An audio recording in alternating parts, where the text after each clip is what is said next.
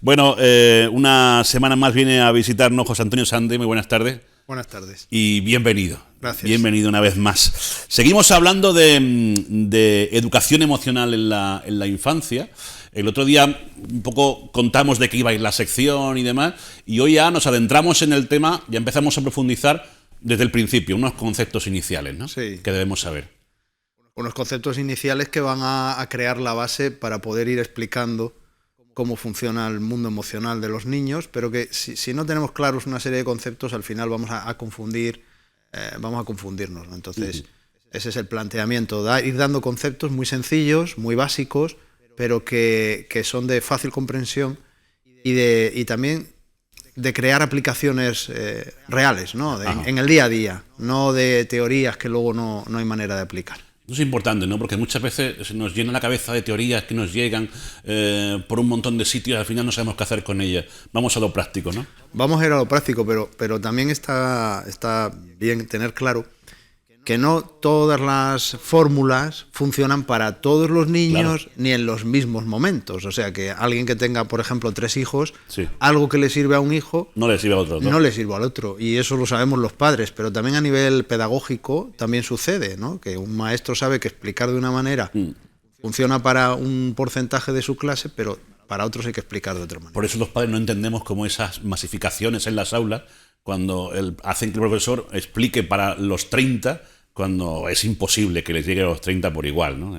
Ya, bueno, algo sabremos, sí, que los padres todavía no han descubierto. Seguramente.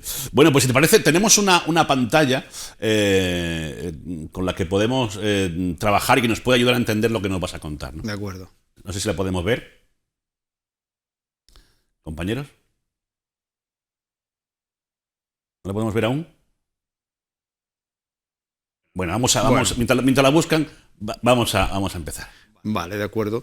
Los conceptos básicos que quiero proponeros tienen que ver con el mundo infantil, pero también tienen que ver con el mundo adulto. En realidad, el adulto también lleva dentro un niño. O sea que muchas de las cosas que vamos a hablar aquí, sí, son para niños y son para adultos.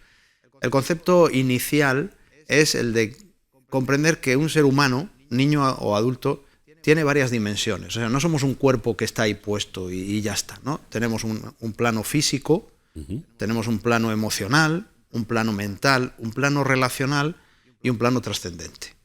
Y de estos 5 planos, ¿no? El cuerpo, la mente, las emociones, las relaciones y nuestro aspecto profundo, espiritual o trascendente, de esos 5, aquí vamos a empezar a hablar del plano emocional, es decir, de nuestra emocionalidad. Pero al final, ¿no están todos esos planos conectados? Están totalmente conectados, totalmente. Hasta el punto de que, por ejemplo, si yo estoy enfadado con una persona, pero luego me encuentro con un amigo con el que no tengo ningún problema, puedo tener buen humor con un amigo y tener mal humor con otra persona. Es decir, que en el plano relacional podemos distinguir, claro, con quién nos relacionamos de una manera o de otra. Solo para que veamos cómo la emoción y la relación pueden ir unidas y pueden ir conectadas entre sí.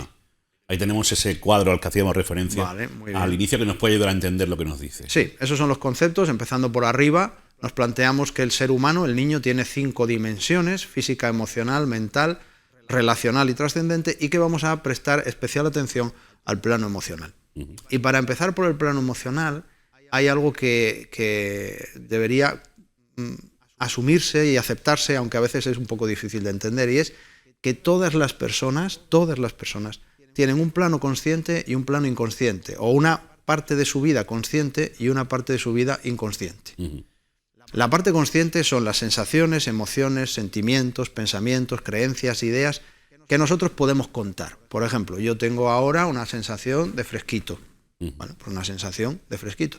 Pero igual el calcetín me está rozando en el dedo y no lo noto, y cuando llego a casa me quito el calcetín, veo ahí una herida y digo, oye, ¿cómo me he hecho esta herida? Pues esa herida ya se estaba haciendo, pero yo no era consciente de ello. Entonces, hay sensaciones conscientes y hay sensaciones inconscientes. Hay emociones conscientes y hay emociones inconscientes. Hay pensamientos conscientes y pensamientos inconscientes. Y así vivimos toda nuestra vida. Y lo más sorprendente de todo, y lo que deja a veces a las personas un poco descolocadas, es que el plano consciente, es decir, aquello de lo que tú, yo y cualquier persona nos damos cuenta, es de menos del 10% del total de nuestra vida. Menos del 10%. Menos del 10%. Quiere decir que más del 90% Es inconsciente. es inconsciente. Sí. Y eso sorprende mucho a la gente. Claro. Dice, bueno, entonces, ¿me pierdo el 90% de mi vida?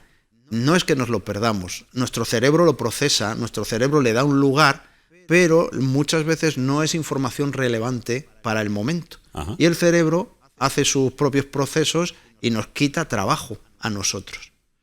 Esto también lo podemos llevar a un plano mucho más dramático. Por ejemplo, un trauma que se vive en la infancia se pasa al inconsciente y uno no lo recuerda nunca en la vida. O luego ve una película y lo despierta. Ajá. Y dice, oye, tengo la sensación de que eso a mí también me ocurrió.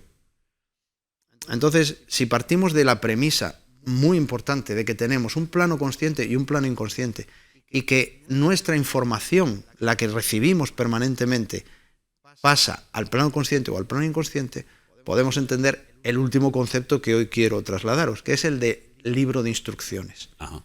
Todas las personas tenemos dentro un libro de instrucciones, todas. Esas instrucciones se van escribiendo desde antes de nacer, durante el embarazo, el parto, la primera infancia, la juventud, la adolescencia, la adultez. En todo ese tiempo se va escribiendo nuestro libro de instrucciones. Y se escribe con sensaciones, emociones, creencias, aprendizajes, experiencias vitales, frases que nos dan nuestros padres que a veces se convierten en mandatos, es decir, como instrucciones que obedecemos sin saberlo. Y ese libro de instrucciones tiene su parte consciente y su parte inconsciente. De ese libro de instrucciones, si tuviese 10 instrucciones, que no son 10 ni 100, son miles de instrucciones, pero si tuviese 10 instrucciones, nosotros solo seríamos conscientes de una. Y las otras 9 están escritas como en tinta invisible que no las podemos leer. Pero están llenando hueco en nuestro disco duro. Sí, no solo están llenando hueco, nos están diciendo cómo tenemos que funcionar. Es algo así, me está recordando mucho eso que estás contando ahora mismo, a la película Inside Out, del revés, ¿no? Esta película de Pixel, ¿no? Sí, sí, esa película lo plasma muy bien. Esas bolitas que aparecían, ¿no? Con los Sí. recuerdos, con tal. Todo eso se va guardando en el inconsciente.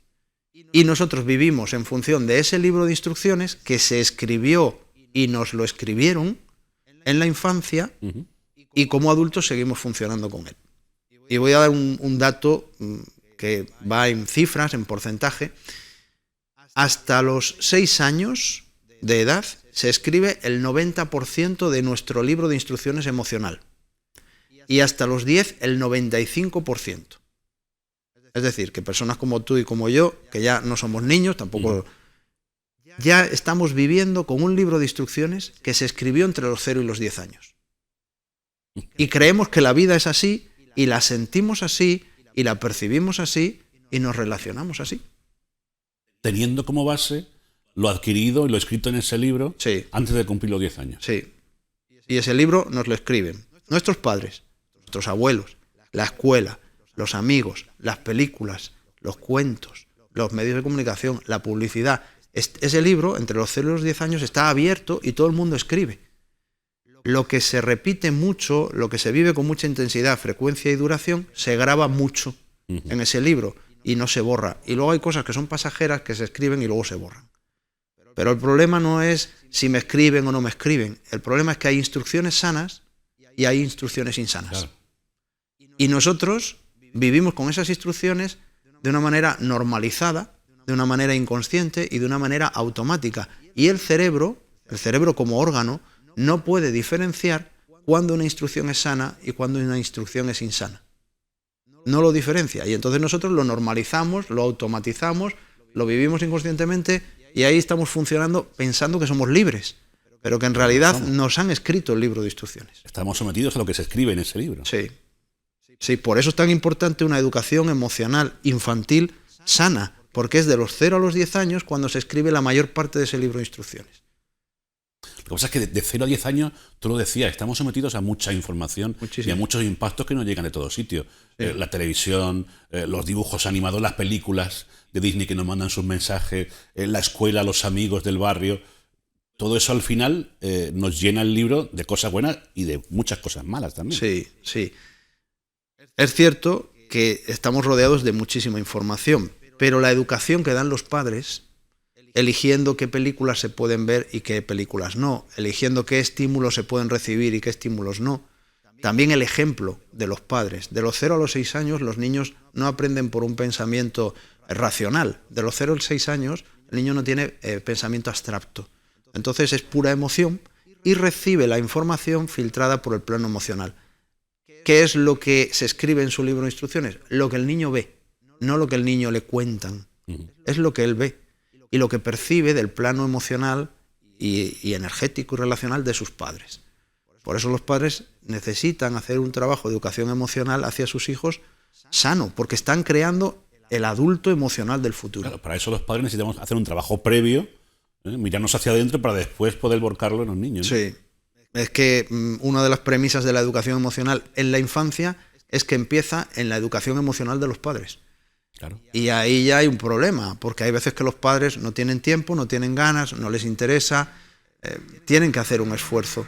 Y ese esfuerzo, pues hoy en día, con todo lo que se mueve, pero bueno, leyendo algunos libros o con este programa que vamos a ofrecer, podemos ir adquiriendo una serie de conocimientos muy sencillos y muy básicos para esa educación emocional nuestra como adultos y para nuestros hijos. Entonces, aunque pueda parecer que estemos en el día a día perdiendo el tiempo como padres, hay veces que nos derrumbamos y decimos no está sirviendo de nada lo que estamos haciendo, o estamos educando mal al niño porque no hace lo que queremos, o porque no es como nosotros queremos, o porque no sigue nuestro ejemplo. Al final eso sí le está marcando, aunque no lo parezca. Todo se va escribiendo en el libro de instrucciones, sobre todo lo que hay una premisa que es intensidad, frecuencia y duración. Lo que es muy intenso se va a grabar más que lo que es menos intenso. Lo que se repite mucho se graba más. Y lo que dura mucho tiempo, años, también se graba más. ¿Te parece que ponga un ejemplo? Sí, claro. Mira, imagínate un padre que tiene la costumbre de decir mucho, piensa mal y acertarás. Porque cuando él era pequeño le engañé a un amigo o pasó algo y entonces entró en desconfianza y se quedó con ese refrán, ¿no? Y le dice a su hijo, piensa mal y acertarás, piensa mal y acertarás. Cuando se lo haya dicho 200 veces, el hijo lo asume, lo puede asumir como una frase verdadera, es decir, como una sentencia. No es un refrán, ya es un mandato, es una orden que ha grabado en su libro de instrucciones. Y luego ese niño se hace adulto y él dice, yo desconfío hasta que me demuestran que puedo confiar. Y lo vive con total naturalidad. Lo que no sabe es que eso lo escribió su padre a base de repetir, piensa mal y acertarás. Qué miedo, ¿no? Porque yo creo que la mayoría de los padres, y hablo en primera persona, no somos responsables y no somos conscientes de eso.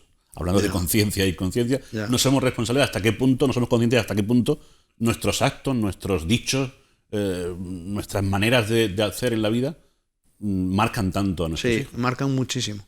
Expresiones tan sencillas en el día a día como tú no puedes, déjalo que no puedes. Cuando a un niño le han dicho 2 veces al día no puedes durante un año, ya lo han dicho ya lo tiene asumido 600 y sabe veces. que no puede. Claro, entonces el niño se convence de que no puede. Eso deriva muchas veces, o en una rebeldía, es yo voy a demostrar que sí puedo, y entonces se crea una sobreexigencia, o justo lo contrario, como no puedo, pues bajo la cabeza y desarrollo una autoestima baja y una manera de concebirme a mí mismo como una persona inútil, como una persona inválida, como... Y luego pasan los años y tenemos un hijo rebelde, porque se rebeló con el tú no puedes, y un hijo sometible porque se sometió al tú no puedes. Y decimos, pero si les he educado igual, sí, pero cada uno tenemos ya un ser interior que capta toda esa información y la procesa a su modo. Por eso los hijos no son todos iguales. Y luego modificar esos hábitos es difícil. Luego cambiar esos programas emocionales o esas instrucciones del libro de instrucciones requiere un trabajo consciente. Eso no se modifica solo, uno no se acuesta, lo escribe en un papel y al día siguiente lo cambió, porque tenemos que cambiar el libro de instrucciones. Fíjate, el libro de instrucciones en la infancia se escribe involuntariamente, inconscientemente y automáticamente, porque es recibo. Sí. Pero cuando ya somos adultos y queremos cambiar una instrucción, lo tenemos que hacer voluntariamente, conscientemente y con esfuerzo. Y entonces es cuando uno dice, es que a mí me cuesta mucho cambiar esto. Aunque hay estrategias, hay procesos de aprendizaje, hay terapias, pero requiere un esfuerzo. Es como contratar un servicio con una operadora de telefonía móvil, que es muy sencillo hacerlo, pero darte de baja es complicado. Sí, pues aquí quitarte una instrucción, grabar una instrucción puede ser instantánea, porque un momento, un estímulo de alto impacto va a crear una instrucción inmediatamente, un trauma, por ejemplo, o una sorpresa. Pero borrar eso, borrarlo en el cerebro, hay que hacer un proceso emocional, mental y a veces físico para borrarlo, y eso requiere semanas y meses de trabajo para cada instrucción. Qué barbaridad. Sí. Pues es complicado, pero debemos de ir con mucho cuidado los padres en este sentido. Pues sí, tendríamos que hilar más fino, por ejemplo, para que hoy la gente se vaya con una pequeña premisa. Nunca insultar a un hijo. Ni eres tonto, ni pareces tonto, ni eres esto. Nunca insultar a un hijo. Nunca, y si podemos ampliarlo, nunca faltarle el respeto a un hijo. Porque eso tiene unas connotaciones emocionales para los hijos, de humillación o de rebeldía, de quien me tiene que amar me está humillando. O sea, sería un poco más largo de explicar. Pero si hoy puede haber una instrucción que los padres se graben en su libro Instrucciones de Padres, es bajo ningún concepto insultar a un hijo, ni en privado ni en público. Nunca. Con eso ya damos un primer paso. Pues esa es la tarea de hoy, la tarea que ponemos hoy. Pues, grabarnos eso a fuego. Grabarnos a fuego. José Antonio, me ha parecido muy interesante, de verdad. Espero que vuelvas pronto. En 15 días nos vemos. En 15 días nos vemos. Muchísimas gracias. A ti. Vamos